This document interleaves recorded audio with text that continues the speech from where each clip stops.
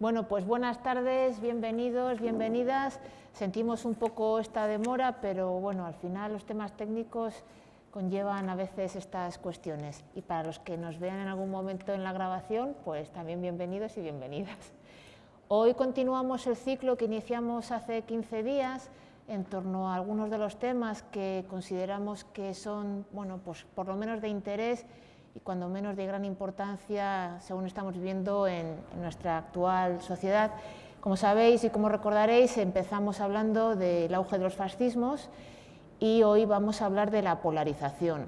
Desde un abordaje todo lo amplio que podamos, abordaremos la parte social, política, la parte mediática, bueno, lo que vaya surgiendo en este diálogo que seguro será interesante porque contamos hoy, por un lado, con Almudena Cabezas, que es profesora de la Facultad de Ciencias Políticas y Sociología de la Universidad Complutense de Madrid y actualmente es directora del Grupo de Estudios Sociedad y Política. Además es especialista en estudios de área de América Latina y estudios de género, con diferentes líneas de investigación relacionadas con la geopolítica que van desde el feminismo a la LGBTIQ, a movimientos sociales, etcétera. Además es docente del doctorado en Ciencia Política de Administración y Relaciones Internacionales y diferentes másteres, así como grados de la Complutense.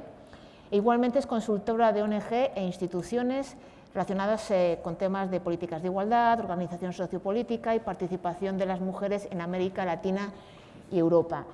Con lo cual, como veis, pues es un perfil bastante amplio y bueno, para abordar por lo menos la parte social y política tenemos claro que vamos a poder tocarla.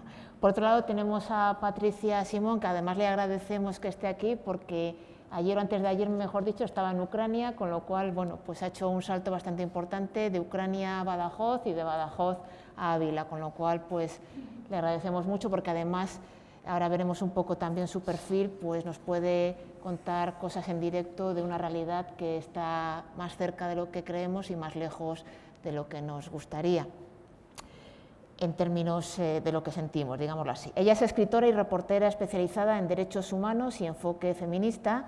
Ha escrito, entre otros títulos, Lo que la guerra transforma y un título que nos ha dado un poquito de esperanza, que es Miedo, viaje por un mundo que se resiste a ser gobernado por el odio. Por lo menos bueno, nos aportará un poco esa idea. Ha realizado diferentes coberturas en más de 25 países y, entre otros medios, ha documentado para La Marea las protestas de Irak, la consecuencia de la pandemia del COVID-19, el incendio del campo de refugiados y refugiadas en Lesbos, las elecciones de Estados Unidos, el tema del yihadismo en Mozambique y Mali, bueno, una trayectoria bastante amplia e intensa que se ha visto recompensada de alguna manera con algunos premios, como el de la Asociación Española de Mujeres de Medios de Comunicación en 2013 o el más reciente del Premio Buenas Prácticas de Comunicación No Sexista de la Asociación de Mujeres Periodistas de Cataluña el año pasado. Con lo cual, bueno, pues con estos dos perfiles tan completos como podéis ver, pues vamos a abordar un poco esta idea de la polarización. Entonces, lo primero, parece obligado, es a qué nos referimos cuando hablamos de polarización. Entonces, pues si os parece, iniciamos el diálogo así. Si quieres, Almudena, lo inicias tú, en frío. Bueno, buenas tardes, muchas gracias por la presentación. Es un placer estar aquí con vosotras dos, es un gusto, la oportunidad del encuentro y de volver a Ávila.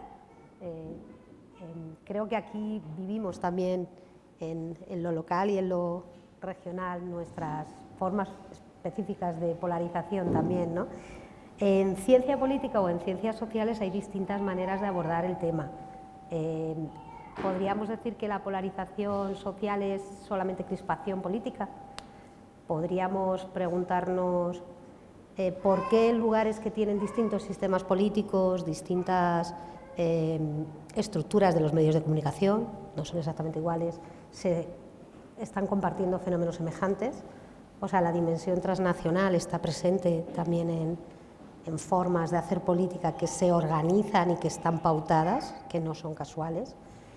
Podríamos quedarnos con los actores de la polarización si son los partidos, son los votantes, son los medios de comunicación. Ahí tendríamos como distintos elementos por los cuales tirar a la hora de entender. Nosotros utilizamos, nosotras, distintos conceptos.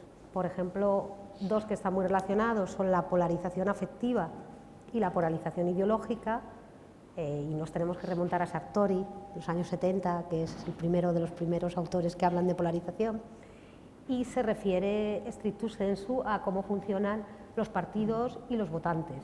Estaríamos en el campo de la política formal, la política electoral, pero dejaríamos fuera toda la sociopolítica, los movimientos sociales, la sociedad civil, la gente con sus actitudes que son políticas pero que no se reflejan en el voto, en el electorado partidista como tal. Entonces ahí tendríamos que están relacionadas, la ideológica y la afectiva están relacionadas. La ideológica es cuando la polarización se da en los extremos del espectro ideológico en la escala derecha-izquierda, ¿no? Esa es la que entendemos fácilmente como, bueno, pues con la famosa equidistancia son todos iguales, solo hay otro, ¿no?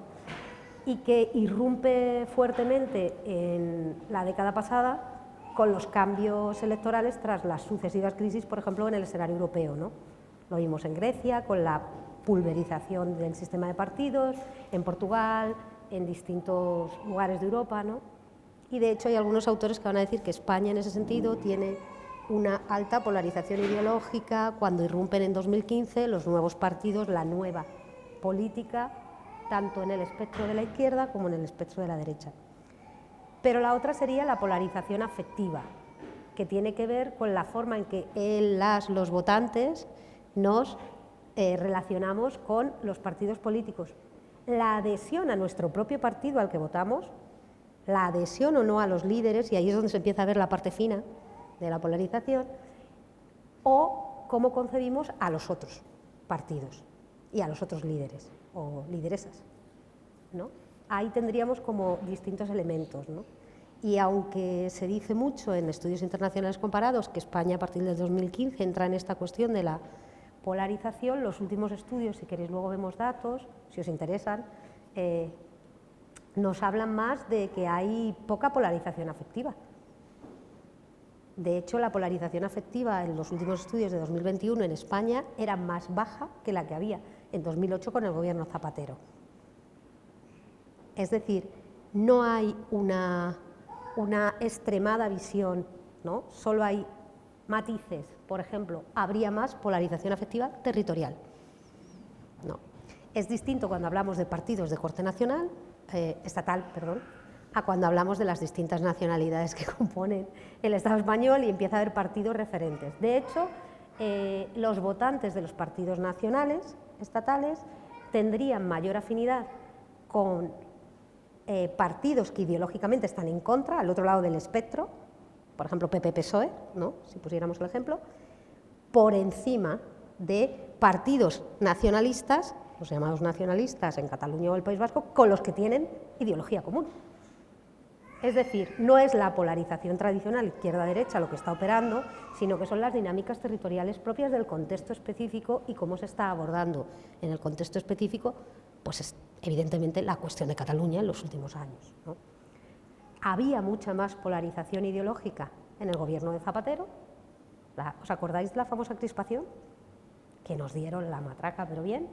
Pues ha habido mucha más en cuanto a adhesión u odio de los votantes a los líderes de los otros partidos. Los últimos datos en España lo que nos dicen es que los votantes, más que crispación o polarización afectiva, lo que tienen es desafección política. Y el caso del PP en 2021 era muy llamativo, ¿no? Cuando nos encontrábamos un partido en el que los votantes del partido tenían menos adhesión a su líder que a otros líderes de otros partidos.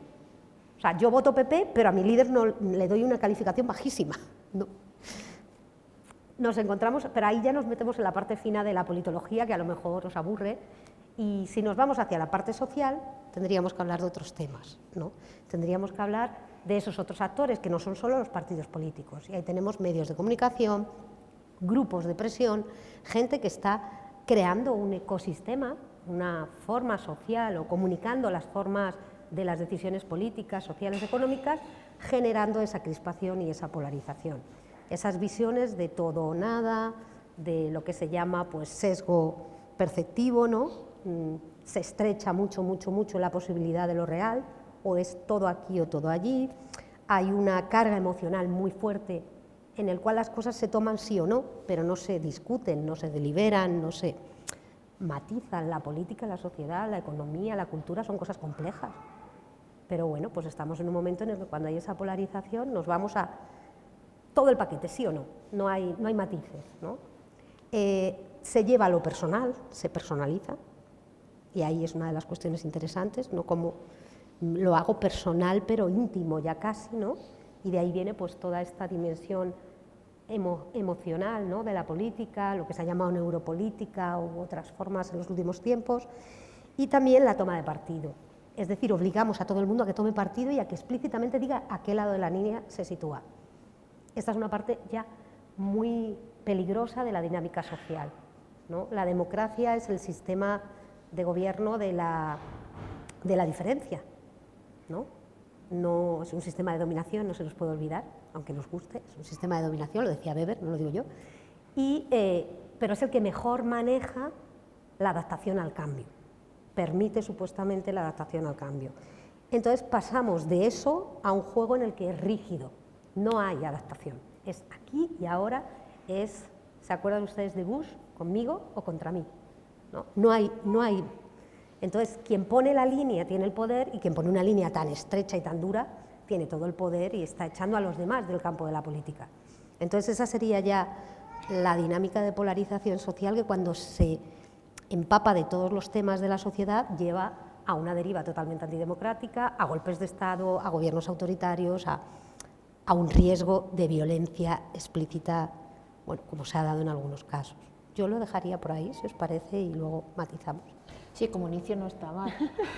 La verdad es que ha abierto un campo bastante intenso.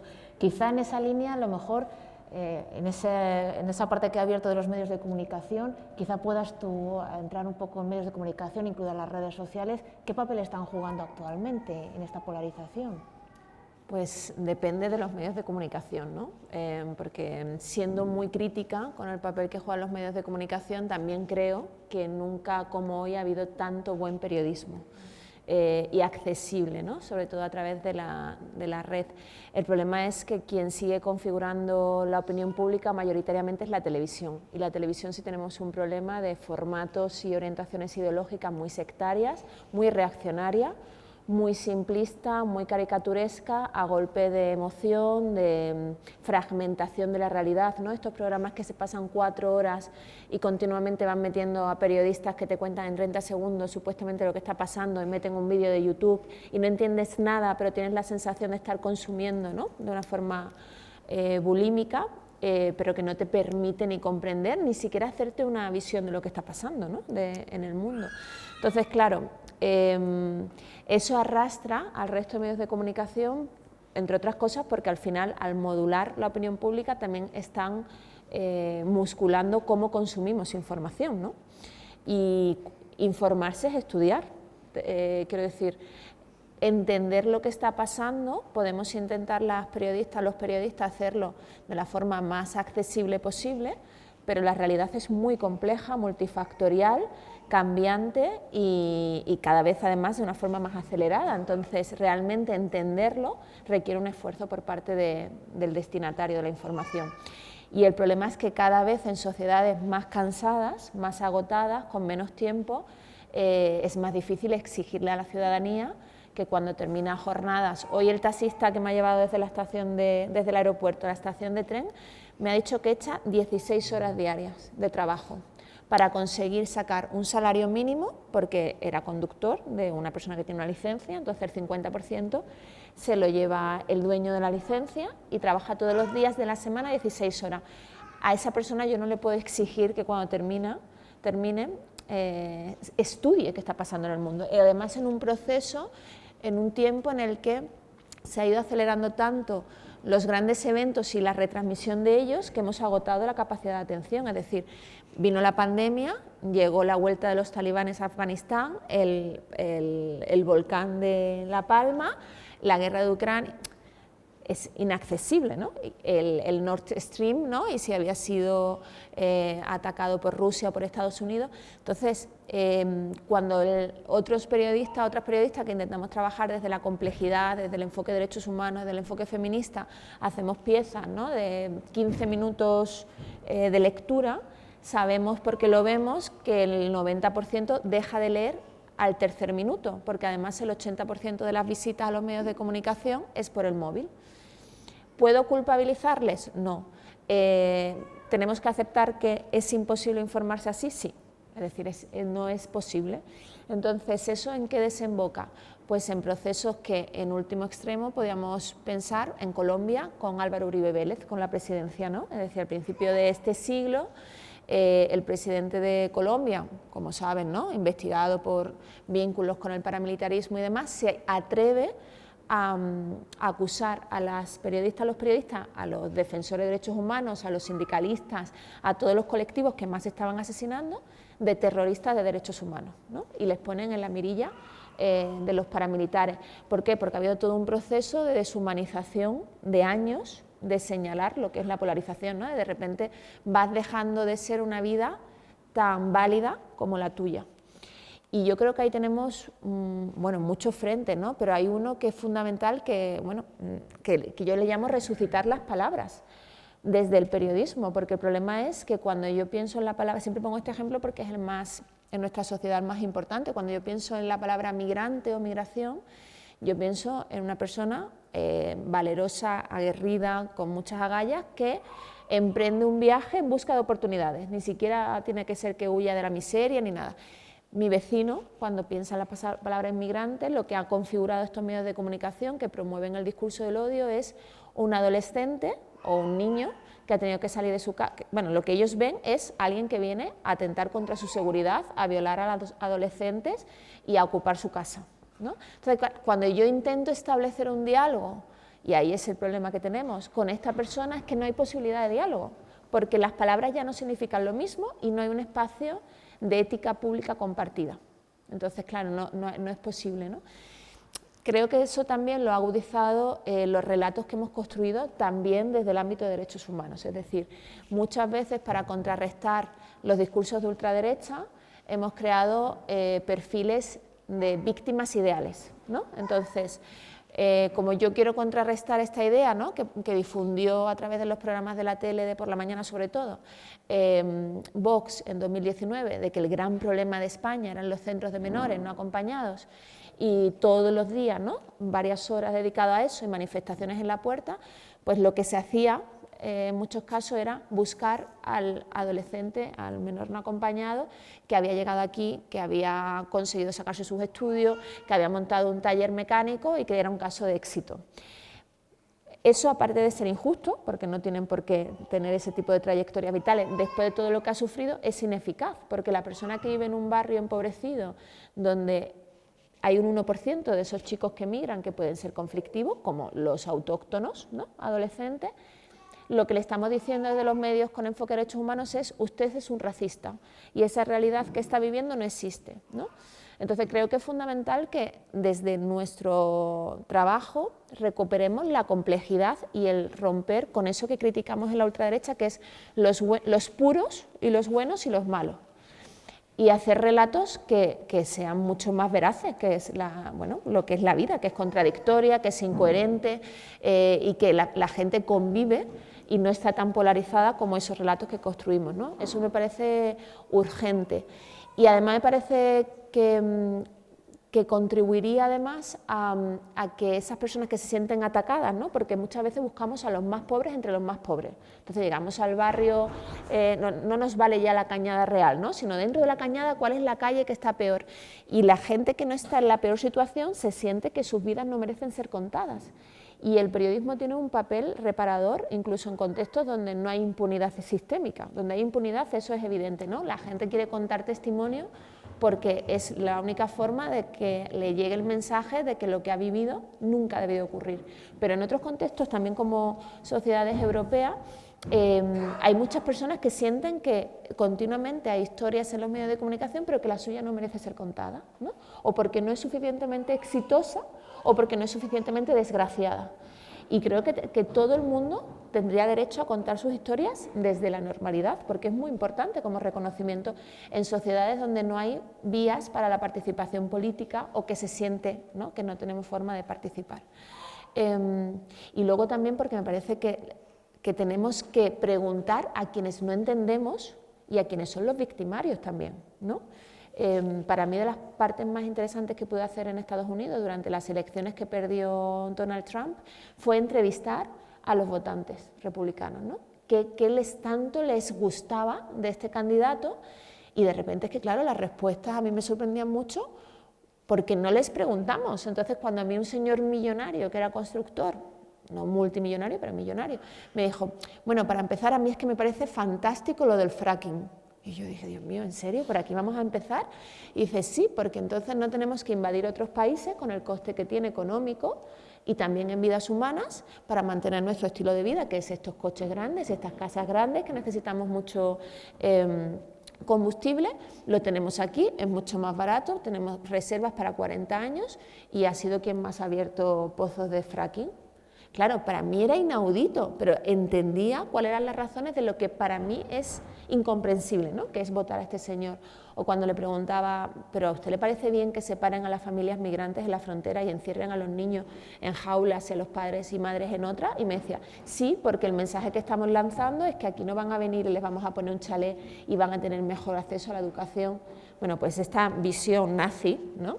Tenemos que escucharla, porque es que si no pasa lo que pasó cuando ganó las elecciones, ¿no? Y aquí creo que nos está faltando mucho escuchar no a los líderes políticos, que además creo que desde los medios de comunicación cometemos otro error, que es cuando hablamos de la ultraderecha, por ejemplo, de Vox, ponemos mucho hincapié en su agenda ideológica, pero su agenda ideológica a ellos les da absolutamente igual, o sea, tiene que ver con lo que venden como bandera para sus votantes, pero lo que están es representando unos intereses económicos y oligárquicos, que es a los que tenemos que señalar. Entonces, cuando hablamos del aborto, cuando hablamos del matrimonio homosexual y demás, en realidad ellos van a seguir abortando, van a seguir teniendo relaciones diversas y demás, pero es a quien está dirigido, a quienes están captando con esos discursos de asidero, ¿no? En un momento de incertidumbre. Entonces yo creo que lo que pasa es que es más cara la investigación, pero los votantes de Vox iniciales estaban en Salamanca manifestándose, eran los que claramente saben que están defendiendo sus intereses.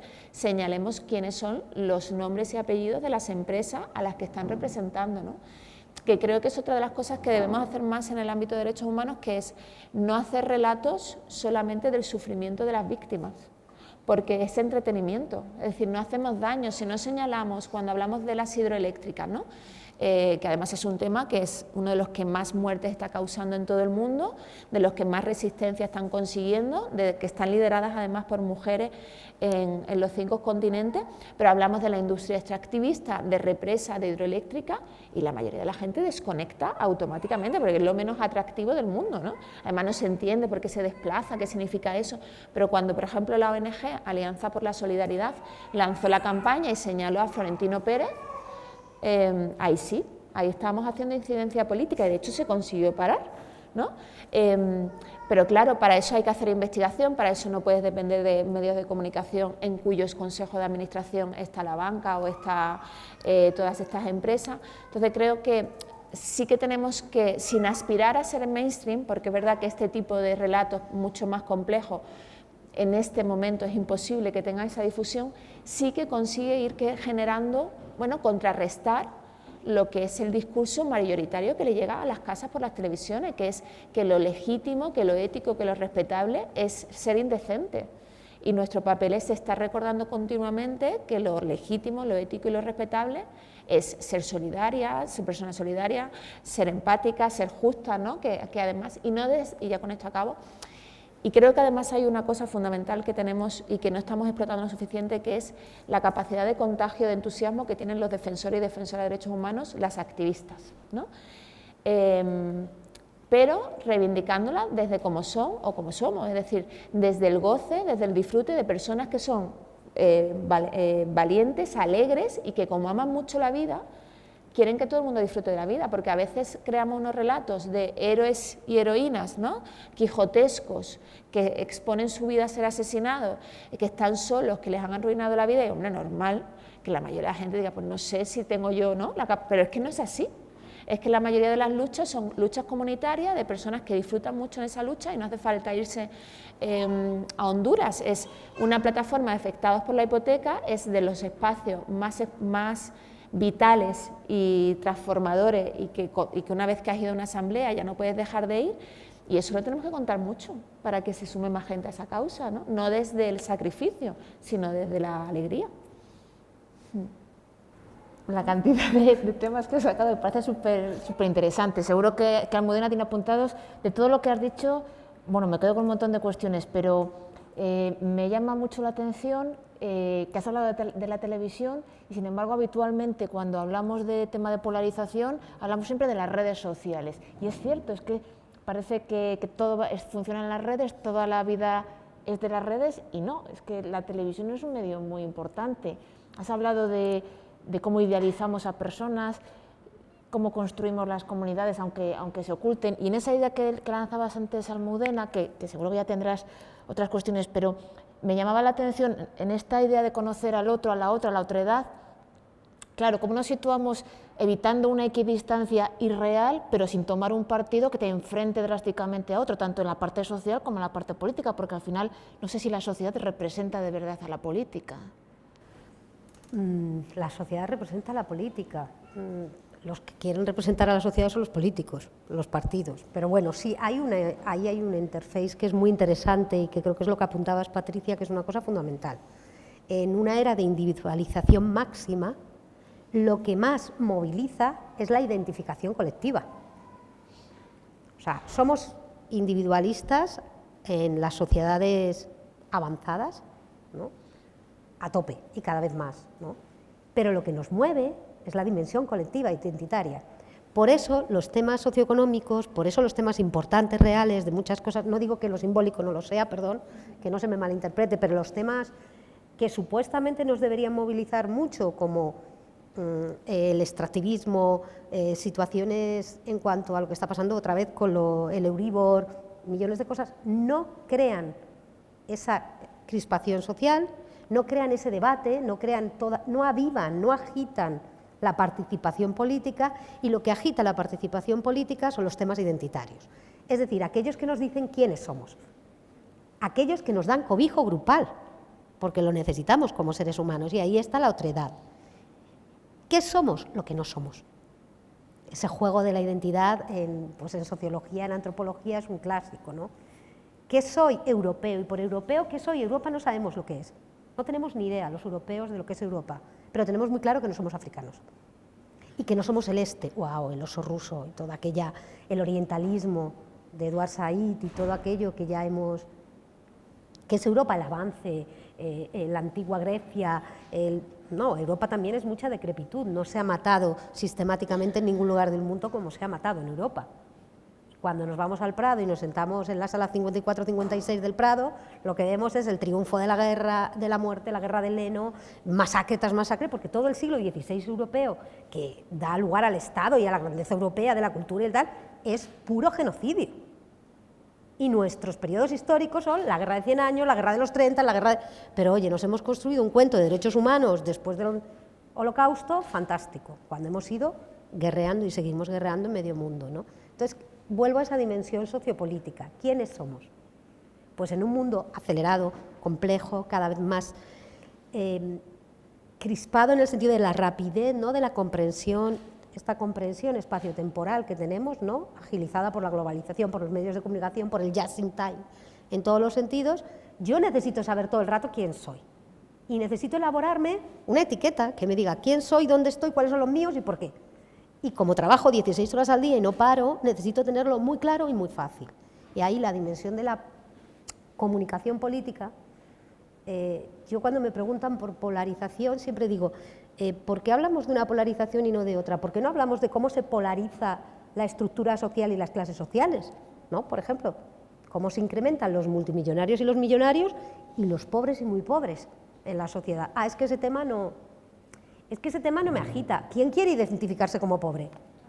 A ver, ¿quién hay aquí que quiere decir, no, yo pertenezco a la clase baja, al lumpenproletariado, que se decía antiguamente? Nadie.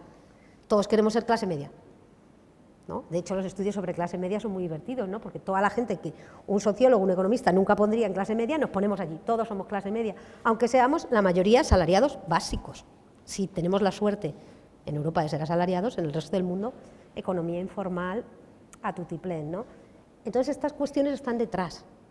Y luego está la parte de la otredad, ¿no? Pues la otredad va a ser la parte fantasmagórica que se puede agitar fácilmente. Por eso la migración es el gran otro, ¿no?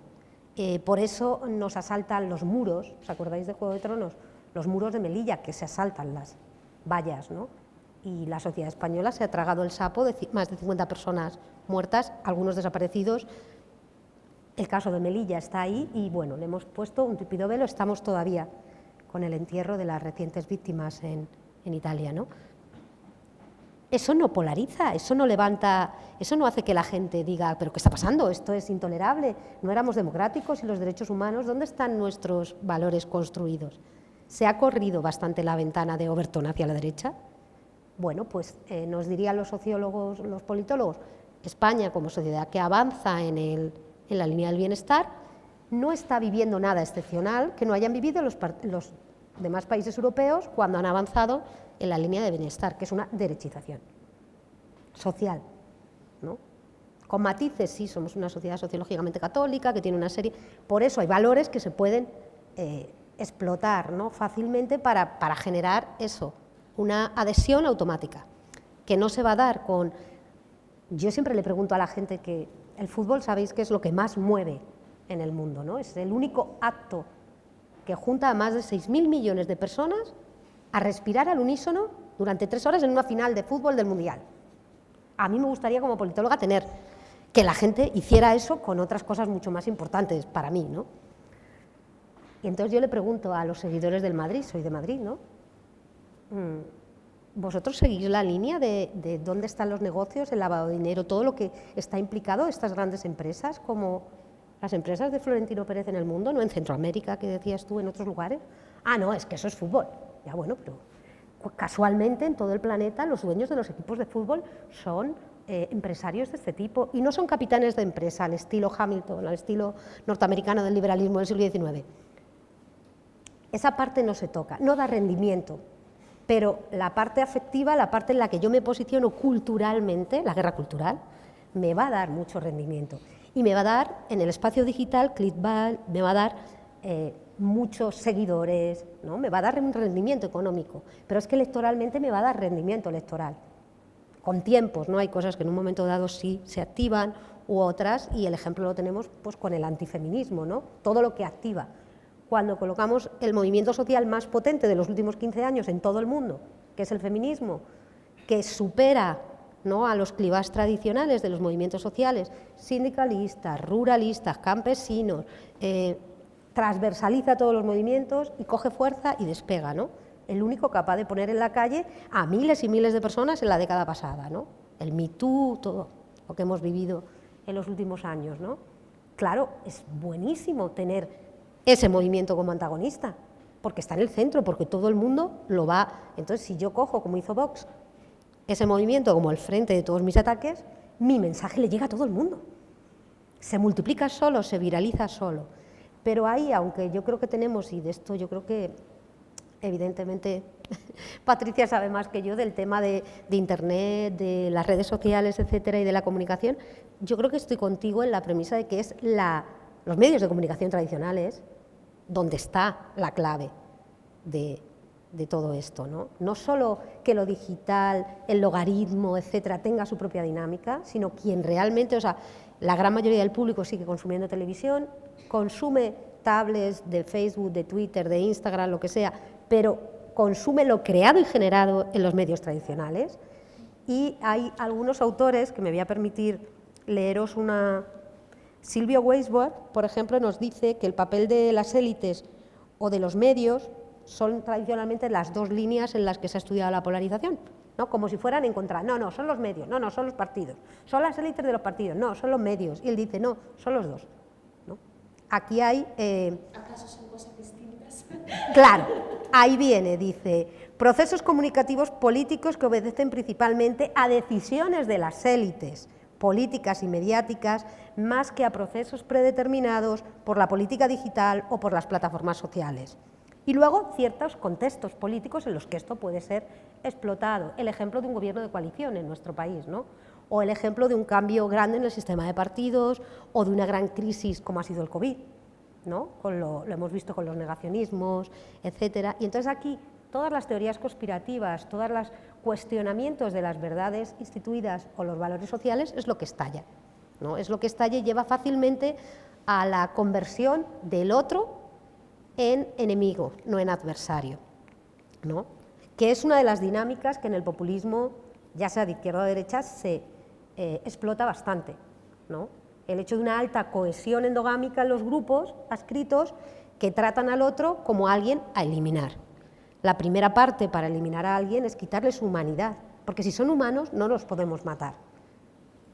Una persona humana no está en público bien visto moralmente eliminarla, pero si les quitamos los rasgos de humanidad, ya sí.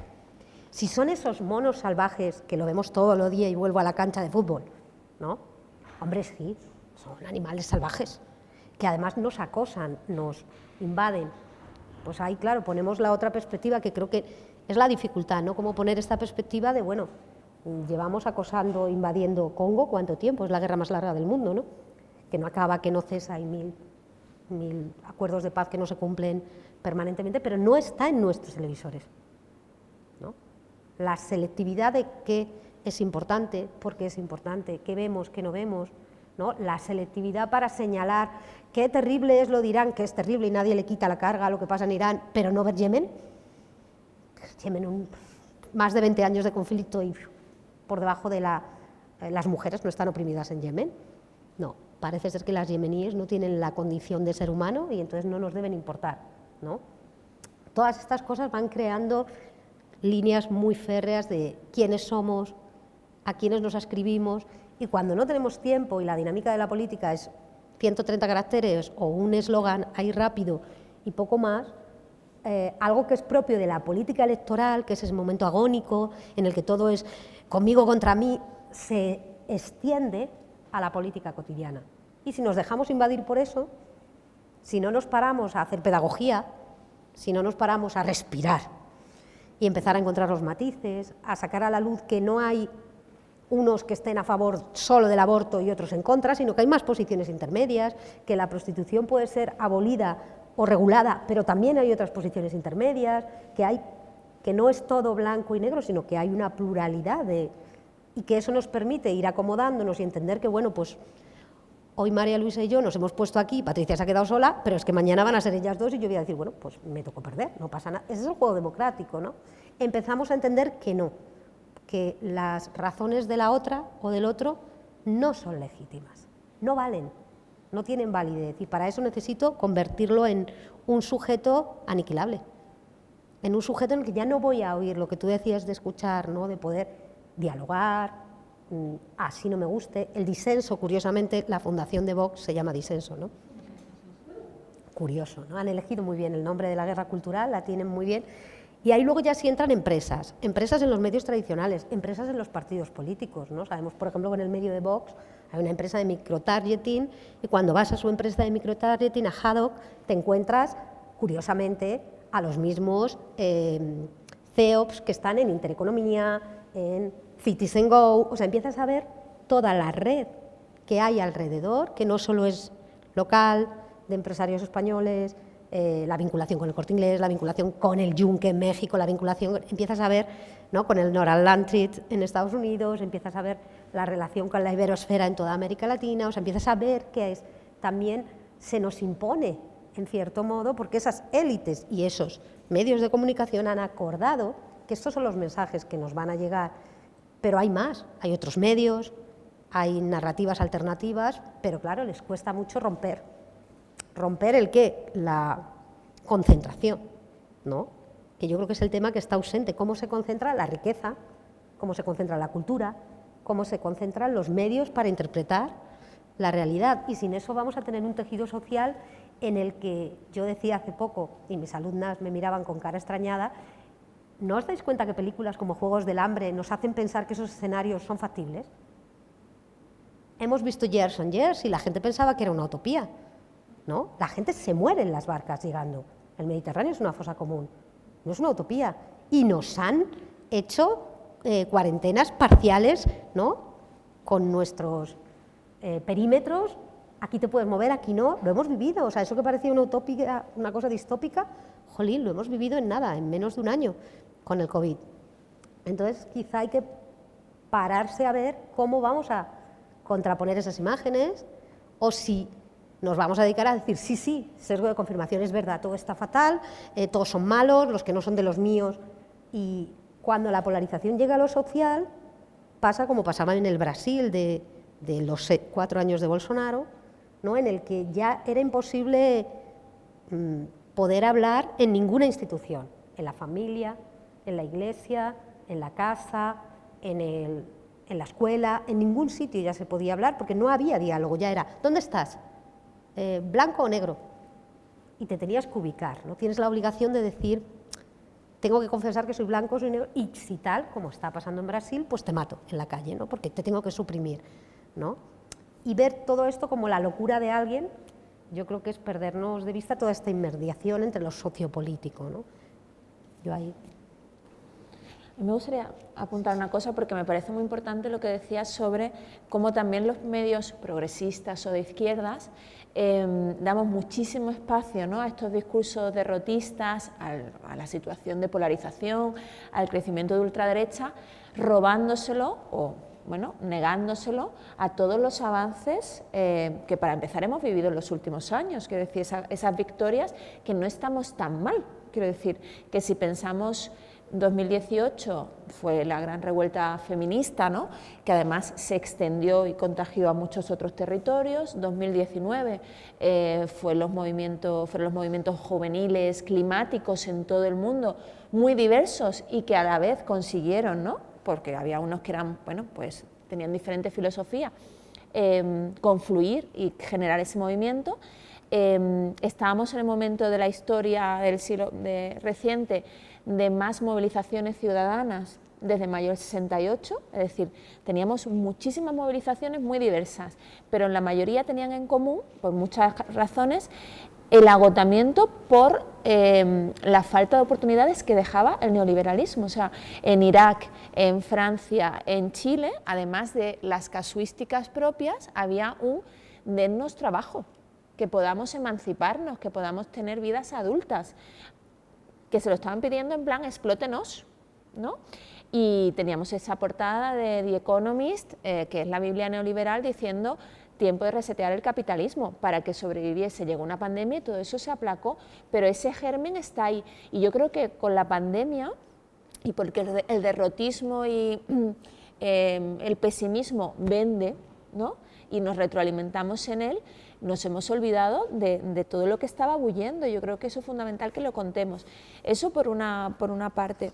Y luego también hay otra situación que creo que es importante de lo que está pasando, sobre todo en las redes, es que la precariedad en el periodismo está generando un fenómeno muy complejo, que es, como hay muchas personas que son freelance o que temen ser despedidas, las redes sociales te hacen que tiendas a querer ser influencer, no periodista. Esa adhesión de la que hablábamos, ¿no?, de quién soy y cómo me identifico, está muy vinculada en el mundo del periodismo a yo escribo opinión porque eso me genera una comunidad que me aplaude, que ya sabe perfectamente lo que voy a escribir, simplemente es que lo escribe bonito, lo que pienso, que no hay lugar a la contradicción, que son estos bloques, ¿no?, como monolíticos de ya sé que me va a decir sobre Ucrania, ya sé que me va a decir sobre la renta básica, pero voy ahí porque me da asideros para esa identidad que necesito reforzar, ¿no?, en un entorno de incertidumbre.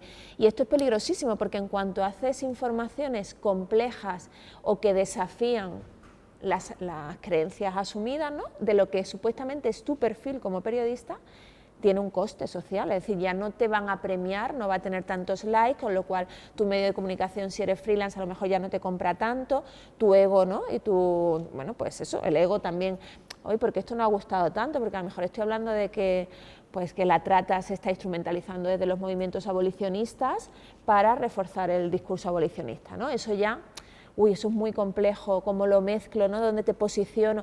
Todo lo que signifique complejidad no suma en los algoritmos, y los medios eso lo saben perfectamente. Entonces, creo que también ahí está en la ciudadanía el recuperar algunos valores que eran fundamentales. Uno es el papel que tienen los medios de comunicación de subir el nivel intelectual de la población, que en el libro de estilo del País fundacional aparecía. Ese es el papel de los medios de comunicación y por lo tanto supone eso, un esfuerzo de informarte, ¿no?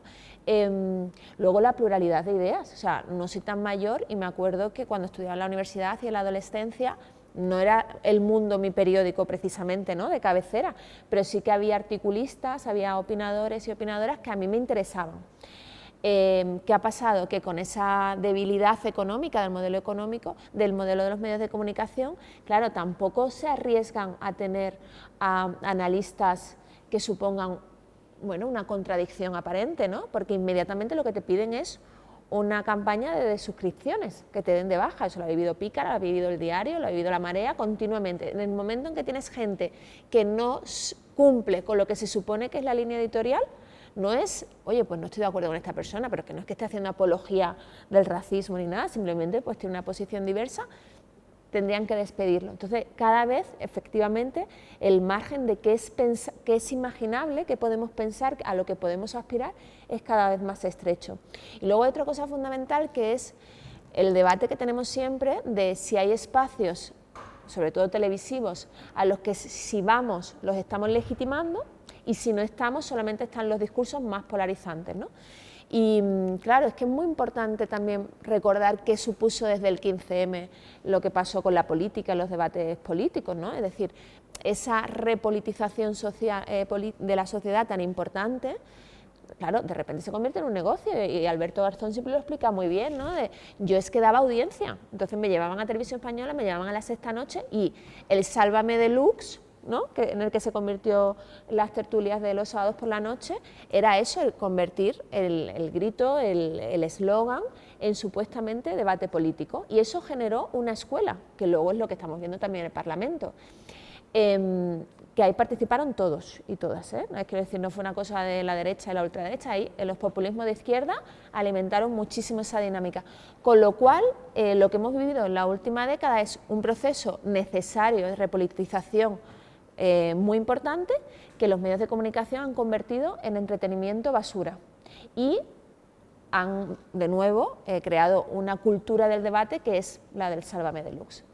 Y al mismo tiempo creo que ahora mi esperanza es que la gente está agotada de todo el día estar viendo tertulias políticas en las que las posiciones son tan extremas que es todo caricaturesco. Entonces yo creo que cada vez más, si se está viendo el Instituto Reuters, que analiza, ¿no?, cuáles son los consumos de información, hizo un informe sobre cómo cada vez más personas evitan informarse activamente. Entonces, el último informe es que en 2020, creo recordar, más del 30% de la sociedad estadounidense y un 28% de la sociedad española, entre otros países, activamente evitan encontrarse con un informativo, con las noticias en la radio o con abrir un periódico, porque les hace sentir esa información impotentes, ¿no? Primero por todas esas noticias terroríficas continuamente, pero sobre todo porque sienten que no tienen canales para participar, para hacer nada con la información.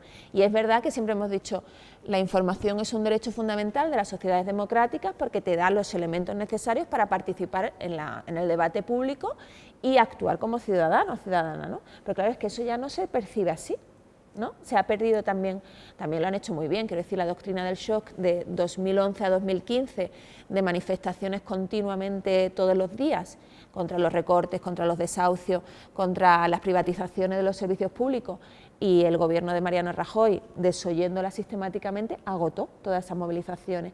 Entonces también de los medios y desde la izquierda muchas veces culpabilizamos a la ciudadanía de es que no se moviliza lo suficiente. Hombre, yo creo que nos hemos movilizado en general muchísimo. Lo que pasa que se ha visto que la movilización de la manifestación en la calle, por lo que sea, pues se agotó ese ciclo, ¿no? Entonces ahora eso lo ha captado todas las redes sociales, pero creo que es muy injusto, con todas las olas que ha habido de movilizaciones, decir eso. Y creo que ese hecho de que se esté apagando los medios de comunicación siendo periodista, hay una parte que es la que quiere la ultraderecha, ¿no?, y los populismos, que es que te desintereses por lo público, y que por tanto es fantástico que te desintereses por lo que está pasando, pero creo que hay otra parte de salud mental que sí me parece beneficiosa.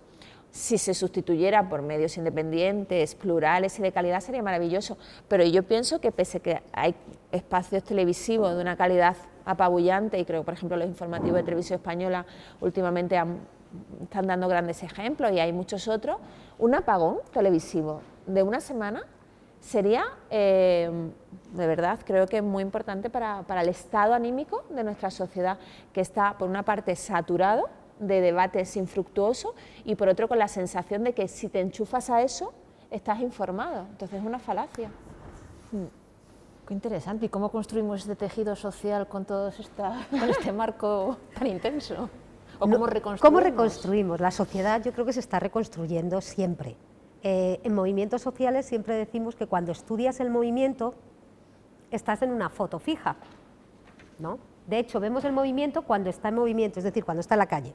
Percibimos a las feministas cuando salen de repente en la primera huelga feminista del Yo Paro, del grito global en el 17-18, yo me acuerdo en pueblos, ¿no? en la Comunidad de Madrid, en tal, que la gente decía, ¿pero dónde estaban? ¿Pero cómo han salido tantas? ¿Pero dónde estaban? O sea, ¿han salido como setas? No, no han salido como setas. O sea, si vamos para atrás, hubo un 15M, hubo unas setas feministas, un feminismo sol, hubo en todos los lugares, hubo un activismo en torno a la CEDAW en 2014, por ejemplo, que activó una respuesta increíble, el comité de la CEDAW, de la Convención por los Derechos contra la Discriminación de las Mujeres. Había muchas cosas en el camino que habían hecho que porosamente en todos los lugares se fuera tejiendo fuertemente el feminismo. Gallardón ayudó mucho también con su famosa ley contra el aborto, a aglutinar, ¿no? Etcétera. Entonces, de repente, 2017, salen las mujeres a la calle, no, las vemos ahora. Pero todas estas mujeres llevan trabajando muchos años. Entonces no lo vemos. Cuando la sociedad se está transformando, generalmente está en espacios que no somos capaces de ver hasta que hay un estallido. Entonces el ciclo o el ciclo de movilización o los ciclos de protesta, que es como los estudiamos en sociología política y en movimientos sociales, tienen, pues eso, las características de un ciclo, toman un sector o un tema para irrumpir, ¿no? Luego, pues nosotros, como bien has descrito, hemos tenido muchas crisis acumuladas, ¿no? Porque tuvimos la de 2008, tuvimos la de 2011 política, luego tuvimos la de los refugiados en 2015, nos metimos en el COVID, o sea, hemos tenido muchas crisis que dan momento óptimo para tomar medidas como nuestra famosa ley contra la participación pública en la calle, la ley Mordaza, o sea, que ahí la tenemos, con un gobierno muy de izquierda, 4 años, y ahí sigue. No se nos puede olvidar cuánto se ha corrido la ventana de Overton en general, qué hemos consentido y qué no, ¿no? Pero sí es cierto que están pasando transformaciones que a veces no vemos porque no están a la luz del día. Porque normalmente cuando se está reestructurando el tejido lo hace de forma capilar, ¿no? De manera imperceptible hasta que un evento, como decía Benjamin, ¡pum!, como estalle, el movimiento antirracista. ¡paca!, y no lo encontramos. Pero el está. movimiento racista se ha reorganizado en España, ha reorganizado sus premisas, los protagonistas han cambiado, ya no son los blancos de izquierda de buena voluntad, sino que son las propias personas migrantes racializadas las que están al frente de las organizaciones, están teniendo un embate, le están diciendo a esta sociedad, perdona, la mayor parte de la sociedad no es blanca, ojo, tenemos que pensarnos de otra manera, están dando la pelea con el tema de la migración también, pero igual, ahí faltan, yo creo que algo importante, que son las alianzas intragrupos. Si seguimos en nuestra guerra identitaria de yo solo con mi grupo y con mi equipo, pues no conseguimos una interseccionalidad que funcione, por mucho que el palabra se utilice todo el tiempo, ¿no? Y se evoque pero no se practique, o no conseguimos dialogar realmente. Estamos en la táctica y la estrategia de tú sumas, no sumas, me pones, me quitas, ¿cuánto me das? Cuarto y mitad, por aquí, por allá, en vez de, a ver, ¿en qué situación estamos? ¿Cómo nos organizamos? La escucha, ¿no? La escucha, el tal, y luego el goce. A mí me encanta eso que has dicho, lo hablábamos antes al venir en el camino, ¿no? El tema del goce. Hay una parte, y yo creo que eso tiene que ver con una resignificación feminista de la política que es muy importante.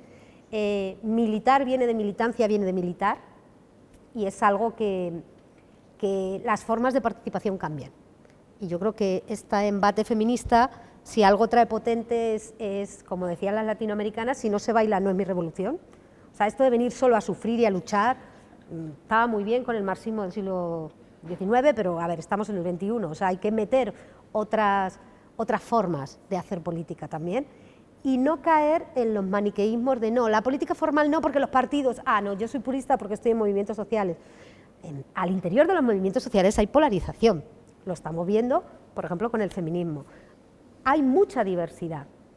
Entonces, educar la escucha yo no creo que sea una tarea de los medios de comunicación. Hay una sociología que piensa que las cosas, tal y como se dicen, a la gente le entra por ósmosis. Es decir, somos un reflejo del poder. El poder nos pone el escenario y los individuos somos como autómatas que reflejamos simplemente lo que el poder quiere, lo que el poder dice. O otras visiones que somos el hacer y entonces somos capaces de todo. Pues bueno, yo creo que sin ser ecléctica ni lo uno ni lo otro. Hay agentes de intermediación. Los medios de comunicación son un agente de intermediación de la realidad para construir realidad. Los partidos políticos también, los movimientos sociales también, los think tanks también. O sea, hay muchos lugares, los colegios, la educación, la cultura. Tenemos muchos espacios desde los que resignificar, pero necesitamos resignificar desde esas otras emociones, porque lo que estamos activando en la política emocional es la ira, es el odio, pero es que el amor, la alegría también son emociones. Y creo que necesitamos, pensando en qué hacer, ¿no? Por dónde podemos tirar, y que no está todo tan mal como a veces pensamos, porque yo creo que están pasando cosas, pero están muy en la dermis, no han salido a la epidermis, no las vemos, ¿no? Es pensar en eso, en que tienen que ser cosas que nos proporcionen una sensación de bienestar que no es solo económica, y muy importante que sí, tenemos mucha precariedad, tenemos muchas dificultades, pero sobre todo que hemos avanzado mucho y que somos capaces como sociedades de construir futuros, de mirar utopías, de tener horizontes. Nos está faltando quitarnos el sombrero y mirar al horizonte, en cierto modo, ¿no? Y ahí, al mirar al horizonte, ves al otro, a la otra. Si estás ahí en tu yelmo, metido ahí en tu guerra particular, no ves nada, solo te retroalimentas. Entonces yo creo que cambiar el odio por la alegría, por el goce, que decía que me ha gustado mucho, es una de las partes, y estar atentos a que sí hay un tejido. Ese tejido ha pasado por un ciclo de movilización, protesta. El ciclo de protestas suele llevar seguido un ciclo de institucionalización, lo hemos vivido, nuevos partidos políticos. Ese ciclo se está agotando, ya no son nuevos, se acabó el efecto novedad, empiezan a entrar parte de qué rápido la nueva política se ha convertido en vieja política, aunque no todos tengan los mismos caracteres, es cierto. Hay algunos que siempre estuvieran en política, otros eran nuevos de verdad, yo ahí lo dejo. Y creo que ahora toca volver al ciclo, ¿no? Vuelve un ciclo de protesta, vuelve un ciclo de reactivar, y que parte está en tejer estas alianzas, ¿no? Sin descuidar la parte macro. Tenemos nuestra cotidianidad y la vemos a veces mucho por una lente nacional o por una lente local, y lo que nos está sucediendo tiene mucho que ver con lo que pasa en la otra punta del mundo, ¿no? Entonces ahí sí estar atentos a cómo se está politizando, por ejemplo, el cambio, por ejemplo, en el terrorismo, y ya no hablamos de islamofobia, terrorismo islámico, que sigue y está ahí, tú lo conoces bien, has estado en terreno, pero está habiendo una politización extrema en otras religiones. Lo vemos en el hinduismo, en India, lo vemos en las distintas versiones del cristianismo, y lo vemos en Israel, ¿no? Con ese ultraortodoxo judío que está siendo como el protagonista. Pero frente a eso yo creo que las sociedades tenemos también muchos mecanismos para no dejarnos llevar, ¿no? Y el principal es empezar a mirar al horizonte y ver qué tenemos alrededor, ¿no? Eso requiere un esfuerzo de salir de no de nuestra zona de confort, que no es confortable, sino salir de nuestra mirada automática, pensar, reflexionar, poner calma, coger oxígeno, y los tiempos no ayudan, porque lo vemos todo como hay que actuar, toca ya, ¿no? No paramos a que nos sorprenda algo, ya eso, el mero hecho de que algo nos sorprenda, ¿no? Es reencartarnos con la vida, en cierto modo, ¿no? Y crear espacios donde conocernos, ¿no? Creo que es el hecho de que las asociaciones vecinales se hayan desaparecido, que los espacios autogestionados, los poquitos que hay, también tienes que cumplir un perfil para que te sientas acogido, acogida, para que, no sé, para que sea un espacio al que quieras ir, ¿no? Pero creo que lo fundamental sean espacios que sean de todos y todas, y donde la gente pueda ir no a consumir o a hacer yoga, o natación, ¿no? Que muchas veces de los ayuntamientos del cambio es como vamos a abrir centros vecinales, pero no es para hacer nada, sino simplemente para poder encontrarme, y si conozco a mi vecindario, fantástico. Y esto creo que además no es una cuestión de personas que tengan que estar muy politizadas o que sean de izquierda. Quiero decir, hay muchísimas personas que no tienen un espacio donde ir, por ejemplo, los padres o madres divorciados, que no les da tiempo cuando tienen la tarde con el peque a ir a su casa, porque entonces mientras van y vuelven tal, y los ves haciendo los deberes en un bar con la tele puesto, ¿no? Quiero decir que hay muchas circunstancias por las que a ti te pilla en medio de la urbe y no te da tiempo a ir a tu vivienda, y ese es el espacio donde yo creo que deberían estar las instituciones promoviendo, porque es la forma más eficaz para frenar los prejuicios, el desconocimiento, que es de lo que se alimenta el odio, ¿no? Y una cosa que hablábamos antes también en la cafetería, y que creo que está relacionada con el goce, no estamos reivindicando el acceso a la cultura, que es otro espacio de creatividad, bueno, desde donde te abres al mundo, disfrutas, rompes con este horizonte, ¿no?, de estamos todos fatal, y además estás, bueno, pues ampliando los horizontes de lo posible. Yo estoy convencida que es desde la ficción, desde el arte, como hablábamos, desde donde ahora se está contando mejor lo que nos está pasando, para bien y para mal, que conecta con públicos mucho menos convencidos, porque en realidad estamos hablando todo el tiempo para personas convencidas, ¿no? Ahora estamos todos convencidos aquí, yo escribo para personas convencidas, y es así, ¿no? Es unidireccional, y creo que desde el arte y desde la cultura es de donde se rompen esos muros, pero también, y había un artículo muy interesante en The Guardian estos días, que era sobre cómo se había reducido el porcentaje de clase obrera o de personas procedentes de la clase obrera que está produciendo ficción, ¿no? Entonces, claro, la mayoría es la clase más alta, los que acceden a los máster, que luego acceden a las plataformas y nos están produciendo estas series que además da igual que la graben en Bilbao, en Málaga o en Nueva York, porque Netflix te obliga a que todo parezca Nueva York, ¿no? Es decir, la última serie que grabaron en Bilbao tuvieron que hacer como que era una ciudad estadounidense. Entonces, creo que también desde la izquierda tenemos que reivindicar el acceso a la cultura gratuito, de calidad, y como consumo normalizado, no como algo extraordinario, ¿no? Que es otra de las cosas que se nos perdió en el camino y que de la que tenemos que beber mucho, de por ejemplo los feminismos latinoamericanos, ¿no? Que tienen su práctica, militancia, muchas veces a través de las artes escénicas, de la danza y demás, por esa conexión que tienen entre el cuerpo también, ¿no? Y eso sí me parece de las cosas buenas que están pasando, ¿no? Es decir, que ahora mismo todo lo revitalizante que nos está pasando en esta Europa envejecida viene de las personas que han venido, por ejemplo, de Latinoamérica, ¿no? Y en el feminismo lo notamos muchísimo, y porque además tienen el impulso de la juventud, de el creer que todavía se puede mejorar, cosa que en Europa pensamos que no. De todas formas, a mí me parece que Europa ha hecho un avance. Quiero decir que la Segunda Guerra Mundial, como decías, no podemos olvidar que aquí se hizo jabón con personas, y yo siempre lo recuerdo porque digo, hombre, es que recuperarte de ese, ¿no? O que tenemos las fosas, los andenes llenos de fosas comunes.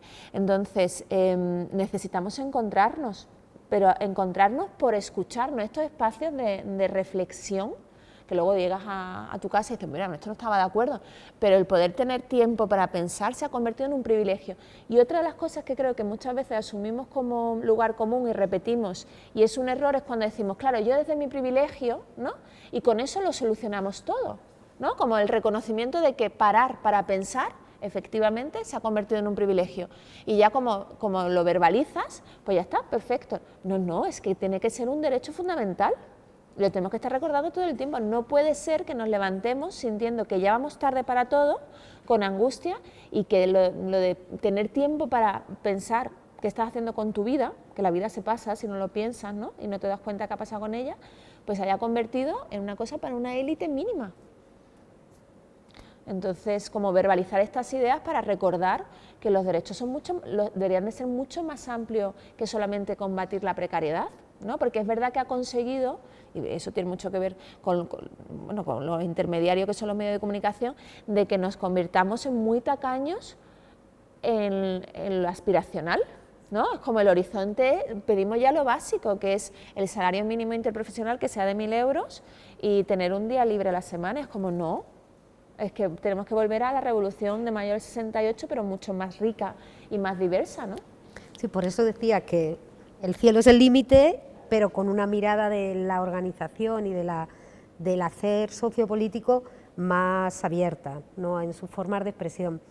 Yo no creo que las soluciones estén en un lugar. Hemos aprendido que las soluciones son muy complejas, parciales, muy locales. ¿Por qué en Uruguay no se privatiza el agua en Roma por un referéndum nacional, en Roma es por un referéndum local, aquí en Madrid está privatizada pero nos dicen que no porque está semi pero es total.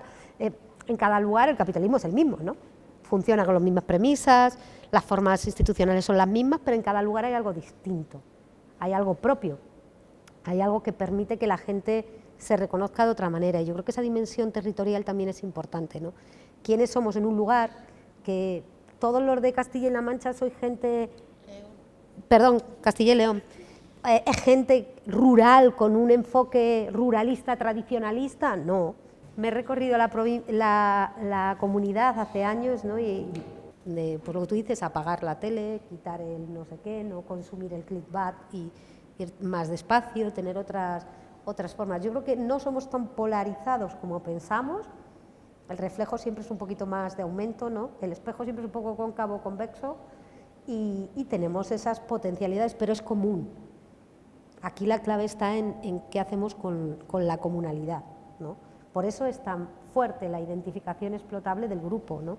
Y creo que esa dimensión la tenemos que repensar y reorganizar de algún modo. Cómo nos identificamos, cómo fluimos entre diversas identificaciones. Yo creo que ahí hay algunos movimientos que nos están dando claves. O sea, los más jóvenes nos están diciendo, pues mira, yo soy gender fluid. Y la mayoría de los adultos estamos así, con un palo de escoba metido en la columna diciendo, ¿y esto? Pues a lo mejor en más cosas tenemos que ser, sin llegar al líquido neoliberal, ultraliberal de, sí, tú puedes ser lo que quieras, que es una mentira, ¿no? Tenemos anclajes materiales muy claros de dónde estamos, tenemos límites culturales en torno a la racialidad, el género muy claros, ¿no? Pero podemos aprender a ver más allá. Yo creo que esa es la idea, ¿no? Intentar estar abiertos a ver más y creer, recuperar esa idea de lo posible, no en un solo espacio ni en un solo lugar, como que me vuelvan a traer por favor el sujeto revolucionario de la historia, que me lo solucione todo, yo lo pongo ahí y ya, ¿no? Como una pócima mágica, que si algo nos ha traído la posmodernidad, la buena, no la ultra neoliberal, es reconocer la coralidad y la complejidad de muchos actores en situaciones distintas, ¿no? Yo creo que ahí es donde podemos empezar a tejernos de otra manera y de esa forma múltiple, con una potencia del deseo, con una potencia del reconocernos pues, en una diversidad muy amplia y cambiante, y que no necesitamos estar siempre ¿no? Por ejemplo, eso es una de las cosas que más cuesta en participación política. En los ayuntamientos del cambio pasaba, ¿no? El agotamiento con las formas participativas, por ejemplo, ¿no? Entonces venían los expertos de mí, las ciencias sociales, no, se tienen que reunir todos los sábados, talleres de 5 horas para decidir presupuesto participativo. A ver, es infumable.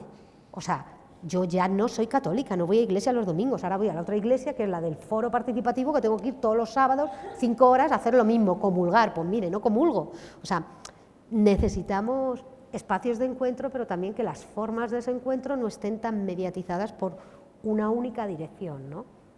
Yo creo que eso nos ayudaría a estar más receptivos a esa otredad, ¿no? A que no sea algo tan impuesto. Ahora bien, ¿quién participa? Pues lo vemos en la universidad. Por eso vemos la polarización, ¿no? Participan 4 y de esos 4, ¿a quiénes vemos? A los que están en el extremo, porque son los que más ruido hacen. Pero hay más gente. Hay que mirar con atención, ¿no? Para verlo. Hay más, siempre hay más tejido. Y hay que ver a esa gente, reconocerla y dar cancha para que se pueda esponjar y entonces la representación de lo que hay no sea tan estereotipada. Siempre decimos eso, ¿no? Los estereotipos tienen una parte de realidad, pero muy pequeña. El resto es una inflación inmensa de esa imagen, ¿no? Y funcionan, claro que funcionan los estereotipos, pero podemos atender a rebajarles el perfil y a empezar a ver un poco las otras sombras, y ahí entra la duda. ¿Por qué tengo que tener certeza de todo? Yo no sé vosotros en vuestra vida, pero yo casi nunca he tenido certeza de nada. O sea, cierto, pues que después del fin de semana viene el lunes. Poco más, como decían los Radio Futura, ¿no? A mí, bueno, creo que han salido muchas cuestiones. En esta última que comentabas, me hacía gracia recordar, bueno, cuando hablas con gente de diversos lugares, a lo mejor, por ejemplo, hablas con gente joven y dices, no, es que los jóvenes pues pasan de todo, pero tú eres joven y estás aquí. Bueno, ya, pero soy yo. Es que las feministas, es que siempre están, pero tú eres feminista y estás aquí. Bueno, sí, ya. Esa idea de que hablas de un grupo cuando tú misma pretendes a ese grupo, pero como que ese grupo no te identificas con él, pero a la vez sí, entonces estamos siempre como peleando con nosotras mismas. Entonces me parece muy interesante todas las ideas que habéis dicho. Recupero así un poco, grosso modo, la idea del arte, y no solo del acceso a la cultura, sino de reivindicar que lo que se hace en muchos sitios también es cultura, que parece a veces, esta idea en Castilla y León nos pasa un poco cuando en la Consejería de Cultura, la cultura son los grandes fastos, los grandes eventos. No, la cultura se hace en el día a día, y el arte, hay muchas cosas que son arte y que se construyen, y yo creo que efectivamente, como bien decías, eso construye la sociedad, la convivencia. Es verdad que con esto de la participación parece que participar es estar haciendo actividades constantemente y aprendiendo todo y estando en muchas reuniones, y a lo mejor solo con convivir, ¿no? Que es un poco lo que habéis trasladado, la idea del relato, de cómo ese relato lo construyamos entre todas y no nos venga, ¿no?, un poco impuesto. Esta idea de las alianzas, de darnos cuenta de que nuestro mundo es complejo, que lo local, que siempre se ha dicho en cooperación al desarrollo, pues tiene que estar ahí. Nos importa lo cercano, pero nos influye lo lejano, con lo cual todo tiene que estar presente.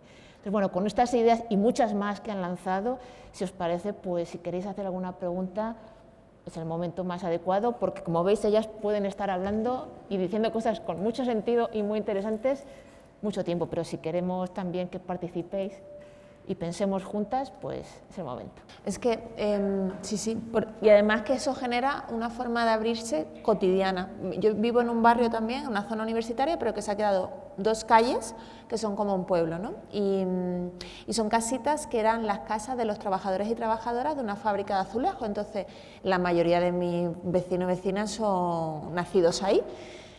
Vamos, yo soy la primera gentrificadora. Y es muy curioso porque es un barrio ultra vivo, o sea, hay gente muy mayor que nació ahí, que han sido siempre vecinos.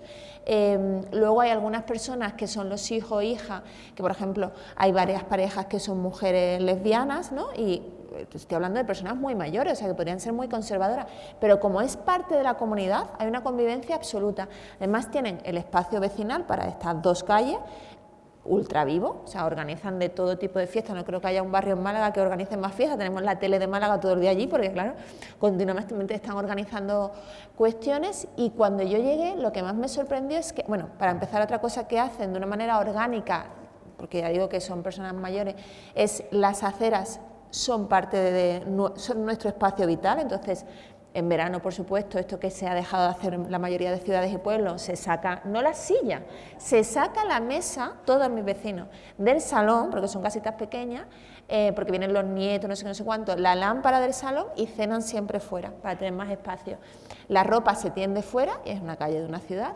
Y luego a mí me acogieron como una práctica cotidiana de, claro, si llegan y van sin conocerme prácticamente, llega un paquete, te lo recogemos. Todo servicial, pero claro, porque es una práctica cotidiana, no desde el pensamiento ideológico, simplemente desde la práctica. Entonces yo ahí dije, es que esto cambiaría radicalmente muchísimos prejuicios que son los que azuza sobre todo la ultraderecha, ¿no? Y por eso me molesta tanto que, sabiendo que es además mucho más barato que otras iniciativas, desde las instituciones supuestamente preocupadas por todo lo que está pasando, no se pongan recursos para ello, porque no hace falta grandes cosas, hace falta un espacio que esté disponible, ¿no?, lo que decías. Y en ocasiones desde la institución o desde los partidos, incluida la izquierda, esa práctica que viene desde abajo, si no puede ser dirigida, es mejor que no exista.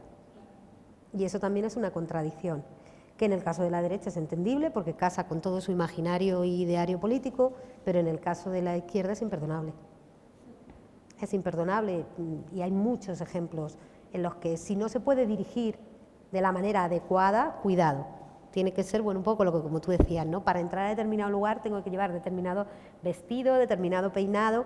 A mí me hace gracia, ¿no?, porque estudiando, por ejemplo, con colectivos de género, LGTBI, feministas, era como, somos los sujetos no normativos. Y yo decía, pero si sois súper normativas, lleváis todas el mismo corte de pelo, el mismo rapado, el mismo tatuaje, o sea, que hay una norma.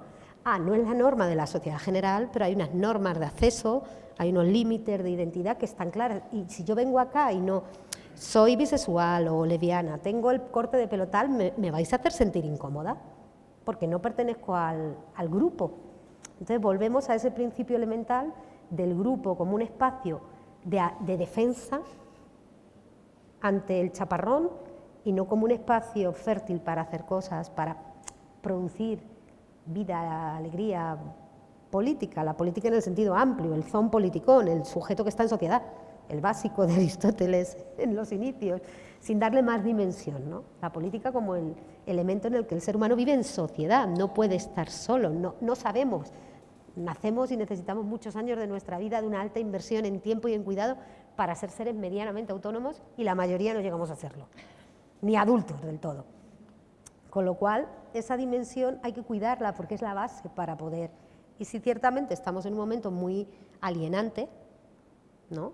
Pero también estamos en un momento de cambio social profundo. No sabemos si el sistema da más de sí o no.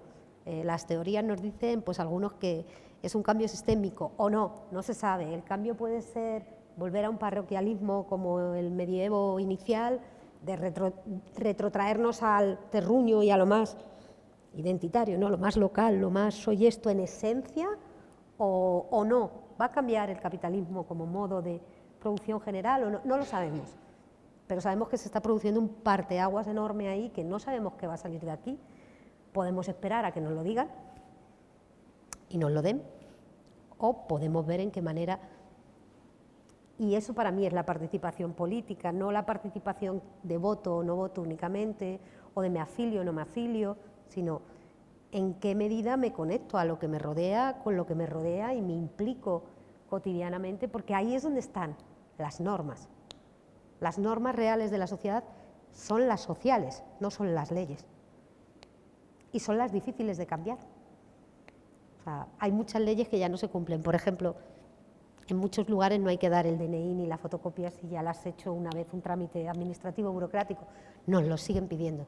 El administrativo de turno te sigue diciendo, no, si no viene la fotocopia del DNI, yo ya he tenido una relación con esta administración, desde 2005 está abolida la ley, pero la norma social sigue vigente, todo el mundo te pide el DNI. Y es como si ya he trabajado en el Ayuntamiento de Madrid, no te lo tengo que volver a dar, ya tienen mi copia. Yo me imagino, como Saramago se imaginaba, esos fondos llenos de expedientes, de los miles de veces que a lo largo de mis 50 años he dado mi DNI en fotocopia a una administración pública. Y los de todos nosotros, ¿no? Hay como fantasmas en cuevas, ¿no? Miles de acúmulos de fotocopias de DNI que no saben dónde ir y que son papel que acaba con nuestro medio ambiente, ¿no? Sí, yo creo que ahí tenemos que ser imaginativas. No sé, es que me pasa un poco lo que a ti, María Luisa, ¿no? Que salen tantas cosas, es decir, hay tantos elementos a los que podernos amarrar para continuar la conversación que sería interminable, ¿no? Lo cierto es que ahora, cuando cerrabais un poco sobre la figura que tiene toda esa acción política transformadora también, que se hace lejos de las instituciones, lejos de los espacios tradicionales, ¿no? Como puede ser el sindicato, como es el movimiento feminista, como que está en los barrios, como yo creo que es una campaña a nivel estatal que está lanzando Vox, que dice la patria desde tu barrio, ¿no? Es decir, cómo buscan esos lugares donde tratan de generar nueva captación de sujetos inicialmente electorales y después políticos activos, ¿no? Eso es muy curioso, ¿no? De cómo ellos, lejos de tener muy claro cuáles son los fundamentos y los espacios que defienden, buscan en la necesidad de seguir captando base electoral, ¿no? Y lo hacen ahí, donde tradicionalmente deberían ser los espacios en los que la izquierda deberíamos de haber ya haber asentado unas bases importantes, ¿no? Y eso es interesante también, ¿no? Tienen ahí un buen caladero con el voto muy mayor, ¿no? Y generacionalmente, y con el voto muy joven, con la desafección política de los jóvenes, en esa forma del barrionalismo que diría un compañero mío, especialista en urbana. Yo no hago muchas cosas de urbana, pero es cierto que sí saben transmitir ese sabor de lo local, de recuperar y dar a la gente esa identidad que no está, ¿no?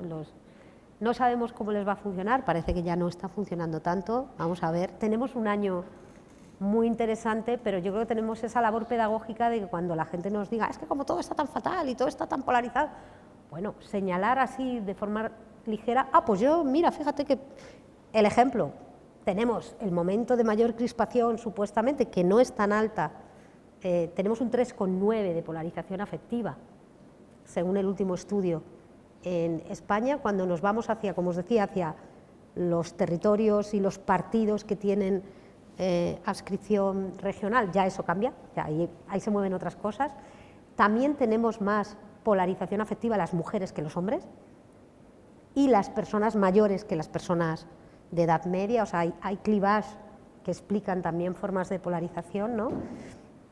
Pero también decir eso, pues mira, la semana pasada en el Parlamento se aprobó una ley por unanimidad. O sea, estamos aquí hablando de polarización y un Parlamento que ha sido una legislatura que yo que la he estado siguiendo por un proyecto que tenemos de investigación ha sido, o sea, seguir todas las comisiones, ya no lo que vemos el día del control, los miércoles o cuando en el Senado, lo que nos pone la tele, sino las comisiones una a una y ver lo que se hasta... ¡Wow! Ha sido súper bronca, pues la vamos a cerrar con una ley por unanimidad, algo insólito en la democracia española. Todos los partidos políticos han firmado la ley del derecho al acompañamiento a personas en baja de 15 días para acompañar a una persona en situación de suicidio.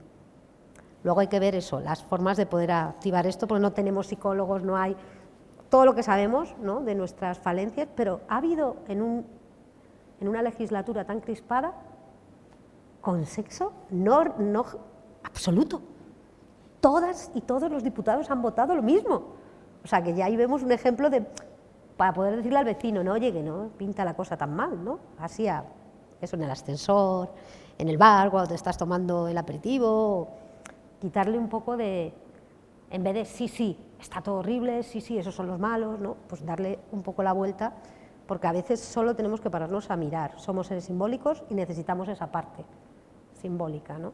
Y yo no digo que lo pequeño sea hermoso.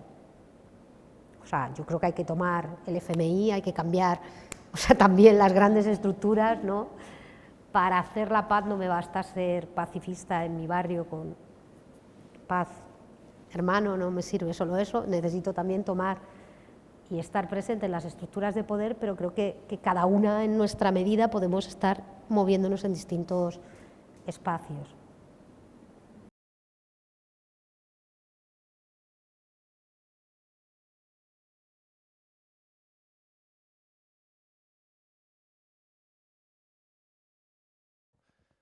Yo no lo he visto en ningún medio de comunicación.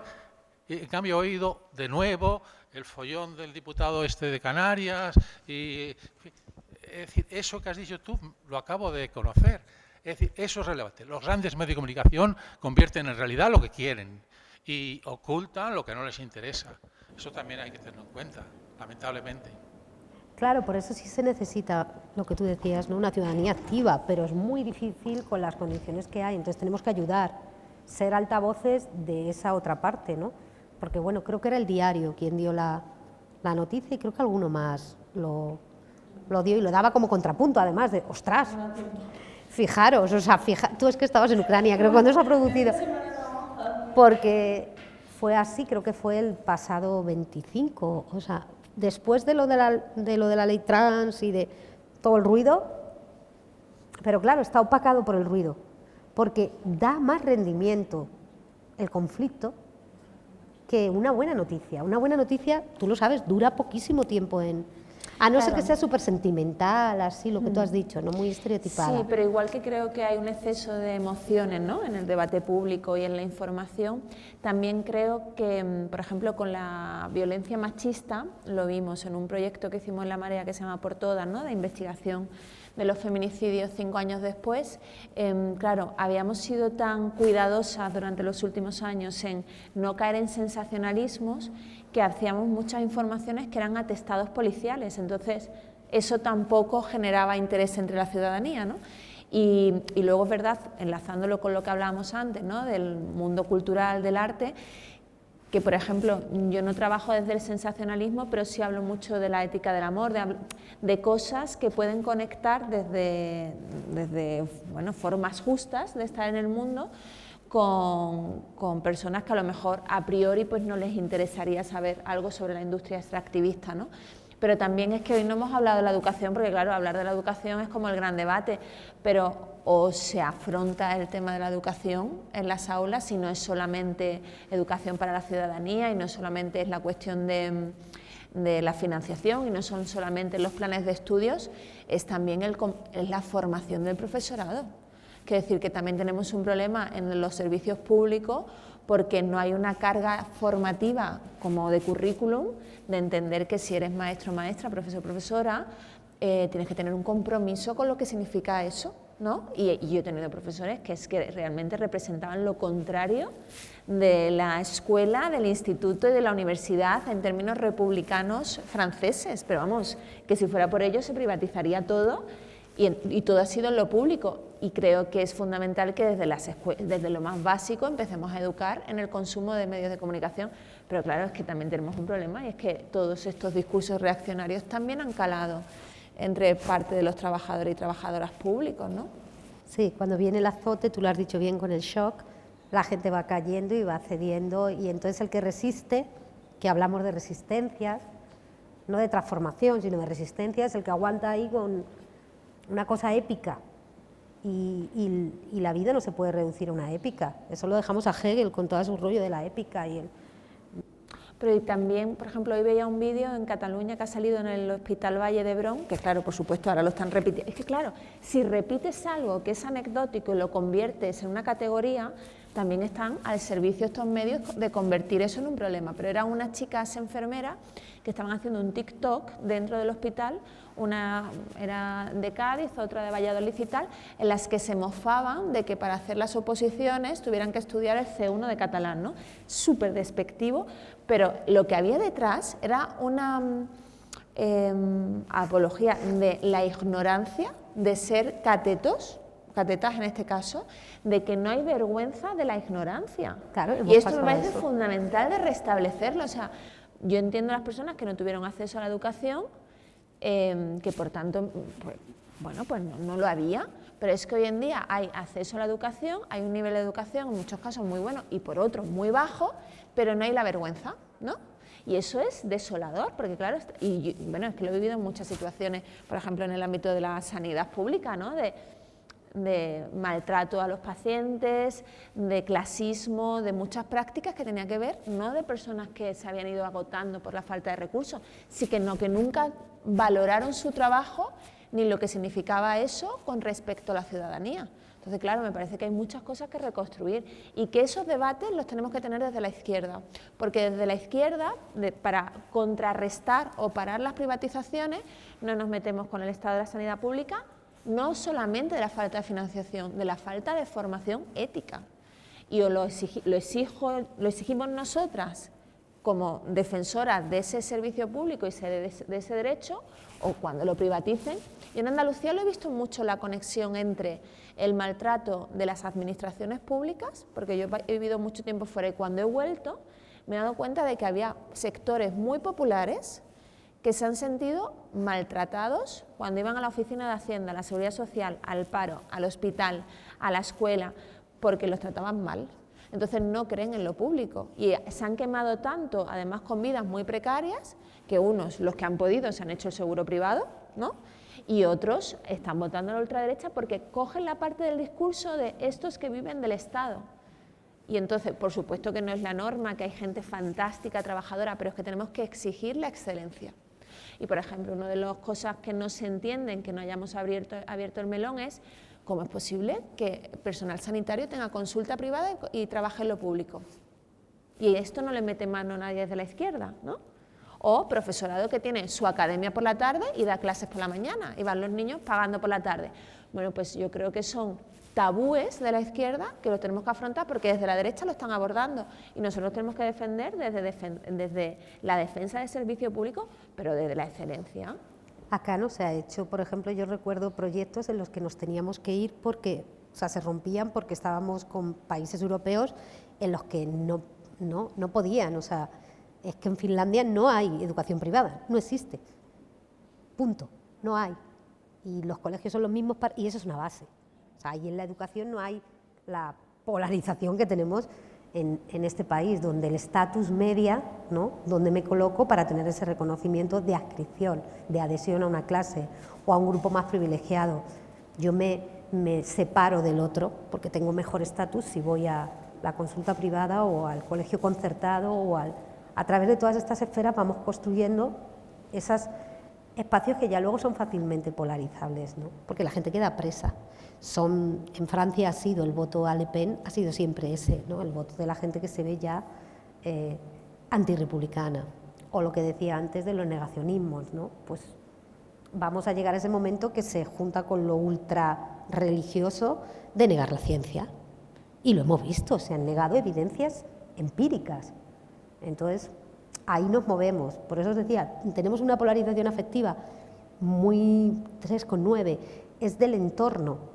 Y del entorno estoy hablando de los países de polarización media, que serían Alemania, Suiza, pero la percepción de la ciudadanía española no es esa. La percepción, o sea, el gran problema que tenemos es ahora, después del ciclo de politización e institucionalización de la protesta, viene otra vez la desafección, que es propio del ciclo, o sea, para un politólogo es lo normal. Viene un ciclo de movilización, luego esto se para y se lleva por canales formales, luego la gente se desactiva porque no ha conseguido lo que quería y se siente incapaz, y luego tiene que venir otro ciclo. Y eso es lo normal dentro de los ciclos de movilización política, ¿no? Pero, claro, perdemos la secuencia, ¿no?, en lo inmediato. Bueno, pues lo dejamos aquí pensando en que viene otro ciclo, que es un ciclo que tendremos que construir entre todos y entre todas, y en el que tendremos que primar la alegría, la complejidad y conocer a las personas que tenemos alrededor y poder dialogar tranquilamente como hemos hecho hoy aquí. Muchas gracias a todas las personas que os habéis acercado, muchas gracias a Almudena, muchas gracias a Patricia, y nos vemos el 15 de marzo en la última parte de este ciclo de diálogos. Muchas gracias.